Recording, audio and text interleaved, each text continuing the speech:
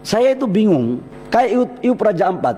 Ibu saya sama ayah saya belum ketemu, Pak. Barang ini sudah ada. Saya belum ada di muka bumi. Tapi dikaitkan seolah-olah itu saya yang urus. Itu Raja Ampat kan 5 Iup, Pak. 5 Iup itu satu yang dikelola oleh BUMN yang namanya PT Gag Nikel. Itu anak perusahaan miliknya Antam.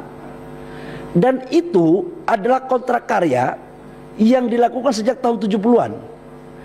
Ibu saya sama ayah saya belum ketemu, Pak. Barang ini sudah ada. Saya belum ada di muka bumi. Tapi dikaitkan seolah-olah itu saya yang urus. 4 izin. Dan saya juga tahu siapa kontraktornya. Tapi kan gak usah sampai gitu-gituan banget kita.